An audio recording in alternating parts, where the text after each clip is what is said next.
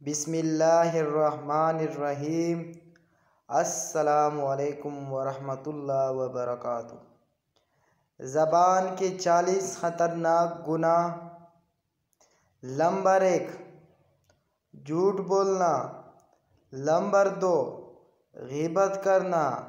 Number 3، جھوٹا وعدہ کرنا۔ نمبر 4، زیادہ مذاق کرنا۔ نمبر 5، بد اخلاقی۔ نمبر 6، دل توڑنا۔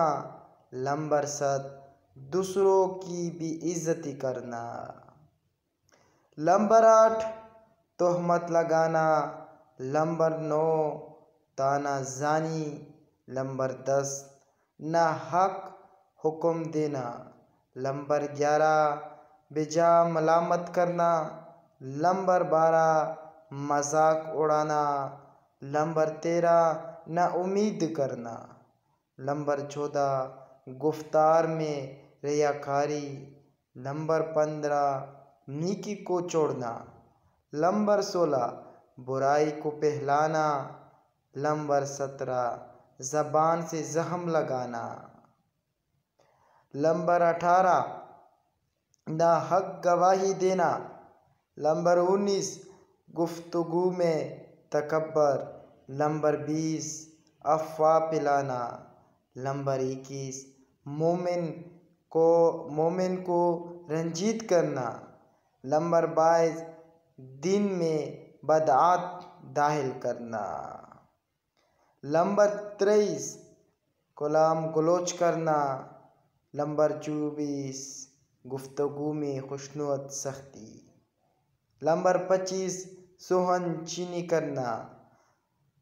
نمبر 26، دوسروں کو برے نام سے پکارنا۔ نمبر 27، نامحرم سے مذاق کرنا۔ نمبر 28، چاپلوسی کرنا۔ نمبر 29، بلا وجہ چیخ و پکار کرنا۔ لوگوں پر لعنت کرنا۔ حسد و بخل کا اظہار۔ مکر اور حیلہ سے گفتگو کرنا۔ دینی مسائل میں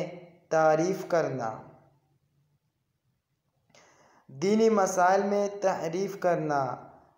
لوگوں کے راز فاش کرنا۔ نہ جانتے ہوئے خبر دینا۔ دوسروں کی عیب جوئی۔ کفر و شرک کی تصدیق۔ معاشرت کے وقت بدنام کرنا۔ کسی کی نقل اتارنا۔ جھوٹی قسم اٹھانا۔ اللہ اکبر۔ سیدنا ابو ہریرہ رضی اللہ تعالیٰ عنہ بیان کرتے ہیں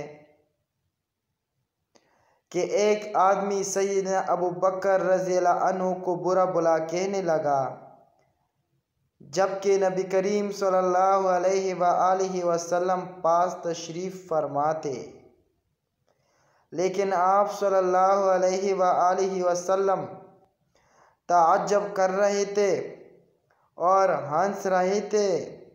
جب اس شخص نے زیادہ گالیاں دی تو ابو بکر رضی اللہ عنہ نے بھی باس کا جواب دیا، لیکن نبی کریم صلی اللہ علیہ وآلہ وسلم ناراض ہو گئے اور چلے گئے۔ ابو بکر رضی اللہ عنہ آپ صلی اللہ علیہ وآلہ وسلم کو جا ملے اور کہا، اے اللہ کے رسول، وہ مجھ پر سب و شتم کرتا رہا، لیکن آپ صلی اللہ علیہ وآلہ وسلم بیٹھے رہے۔ جب میں نے اس کی بعض گالیوں کا جواب دیا تو آپ غصے میں آ گئے اور اٹھ کھڑے ہوئے۔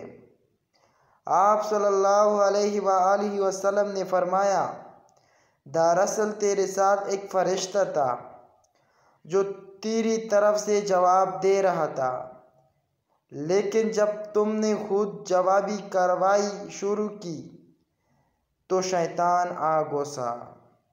اب میں شیطان کے ساتھ تو نہیں بیٹھ سکتا۔ پھر آپ نے فرمایا، ابو بکر، 3 چیزیں پر حق ہے۔ جس آدمی پر ظلم کیا جائے اور وہ آگے سے چشم پوشی کر جائے تو اللہ تعالیٰ اس کی زبردست مدد کرتے ہیں۔ جو آدمی تعلقات جوڑنے کے لیے عطیہ دینے شروع کرتا ہے اللہ تعالیٰ اس کو کثرت سے عطا کرتے ہیں، اور جو آدمی اپنے مال کو بڑھانے کے لیے لوگوں سے سوال کرنا شروع کرتا ہے اللہ تعالیٰ اس کے مال کی کمی میں اضافہ کرتے ہیں۔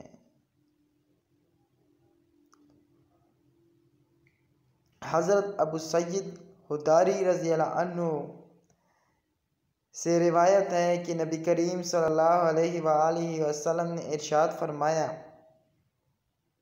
جب صبح ہوتی ہے تو جسم کے تمام اعضاء زبان کے سامنے عاجز و انکساری سے یہ درخواست کرتے ہیں کہ ہمارے بارے میں اللہ تعالیٰ سے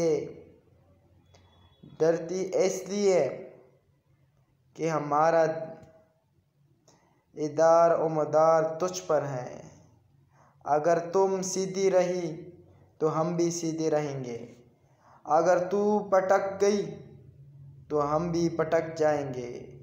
جامع ترمذی۔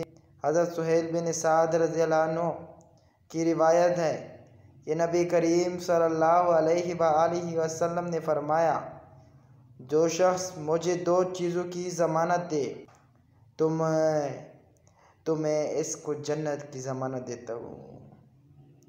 ایک اس کی جو اس کے دونوں جبڑوں کے درمیان زبان، اور دوسری وہ جو اس کے دونوں قدموں کے درمیان ہے شرمگاہ۔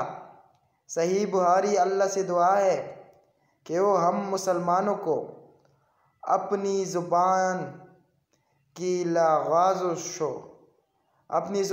لغزشوں سے محفوظ فرمائے۔